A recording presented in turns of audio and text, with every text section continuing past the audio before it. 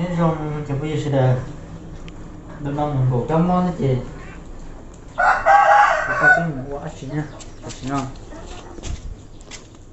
có tới mình để tay tuần nó chưa mà chế luôn phải tới một bông mà tự nhiên rồi ăn ra đi tuần tuần tay nó nè nó rất tới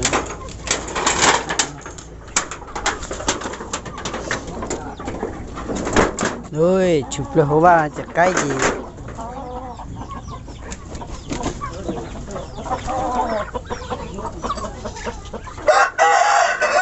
phải từ hồ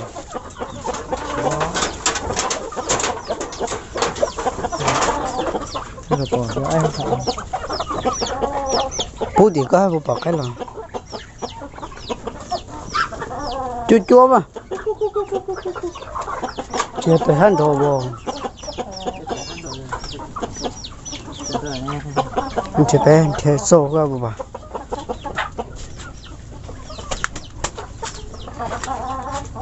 bà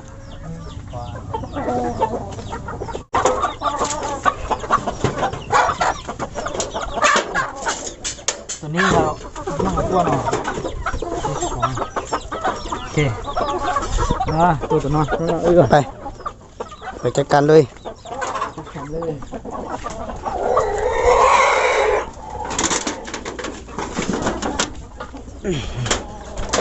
nhớ từ hôm nay sắp tới là mà nó phun này ông mi mà จัดการตัวนี้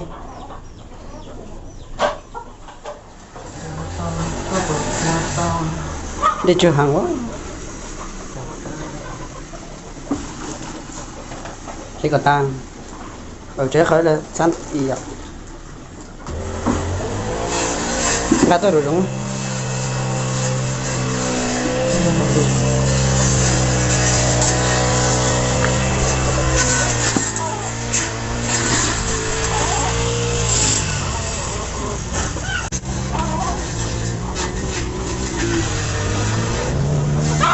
cày đặt thú nữa cho có chuyện đến đây cho cái đó cái pu hàng cho pu quá kỳ được rồi trời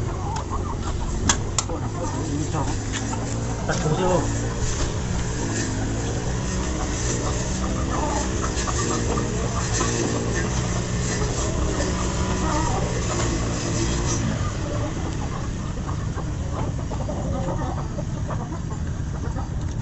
cho tao nếp của chẳng cho tao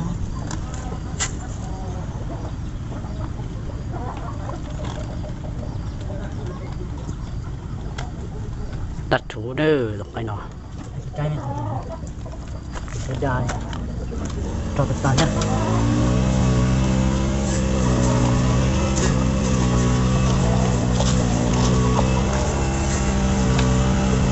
đặt thú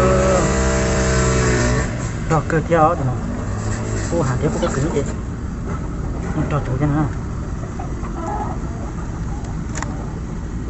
do tao nếp của chúng ta tao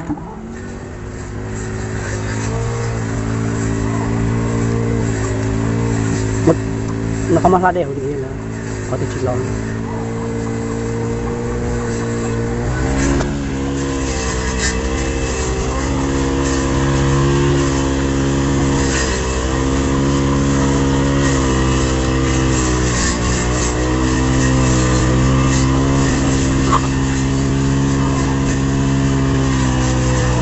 lời của ta cho bị nóc à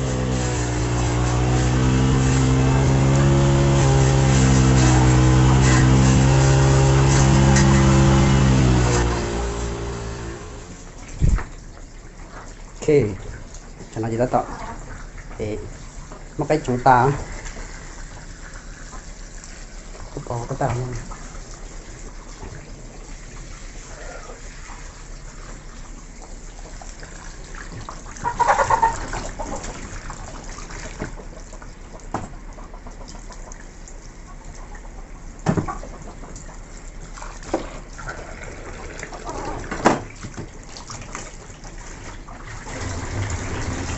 rồi có ổn định mà tôi cha trốn mà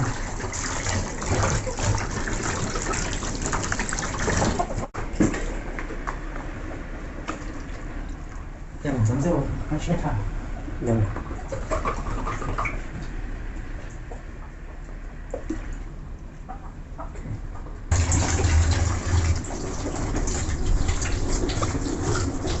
Đủ lắm.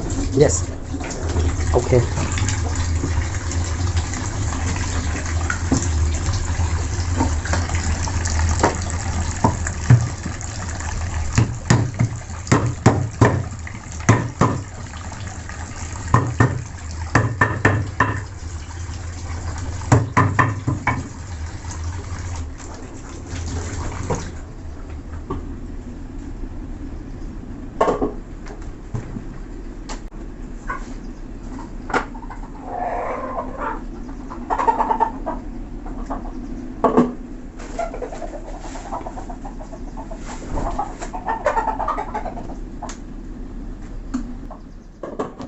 Cái tay cá chó. Sao mà? Nó thì có tay cá chó mà. Giờ đi ngon đau. Tadi nampak ni kali.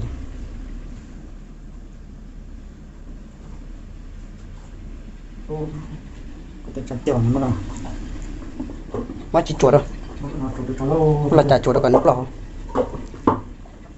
Cái lô thì có tay cá chó đi ngon đau. Sai, sai rồi. Katan trời lông mà nam nào Trời chín đâu trời lông. trời lông mà nó Bao nhiêu trời lông. Nó ơi, như một bài kia. Ok.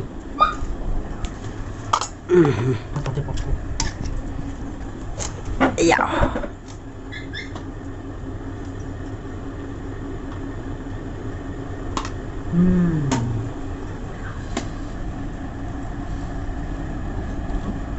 Oh, cái này như bữa. Chỉ được cá tiền. hát chưa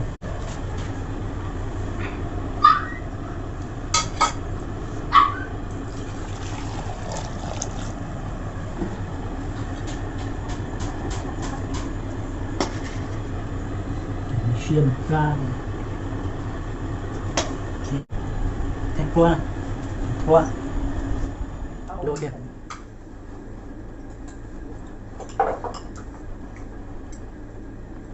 mình chơi cho cô luôn nó cắt lỡ lúc từ quê rong á lỡ nó không non gì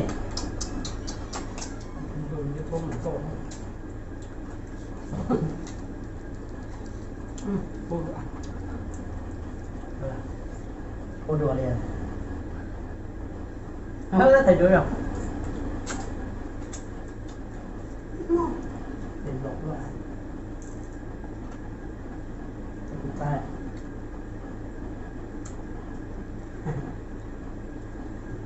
nó gì còn đang cá năng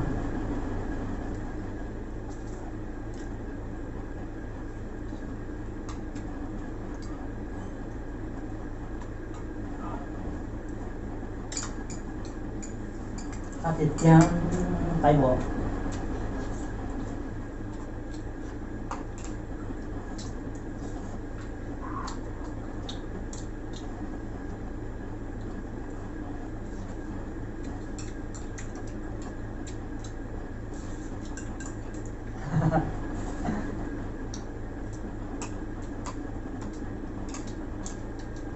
phối chung là nó từ thì nó sẽ đến ở tua bên nó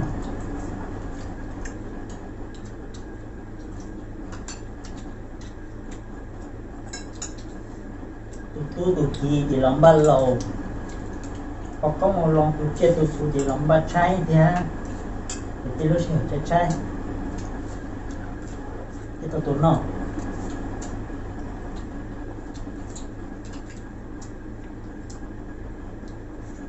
ở những nó từ tàu xe là vô cụ nó để nói anh tôi làm ngắn chị chúng ta mới vô tới la liền mua tàu một xi măng rồi con nhìn nó đơn gì gì để là trong sân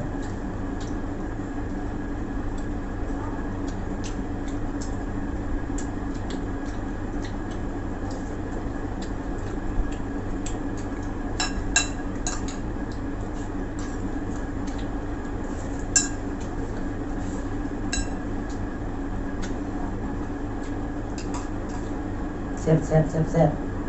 khắp tiêu nữa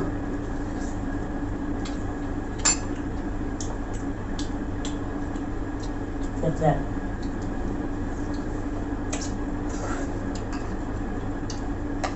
Sắp lên.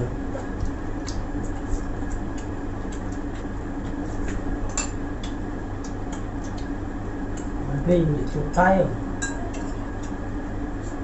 Sao anh sao chỉ bây giờ tụt cái nào giờ quạt cái mà chỉ dùng chụp tay thì chẳng thì xong rồi rút từ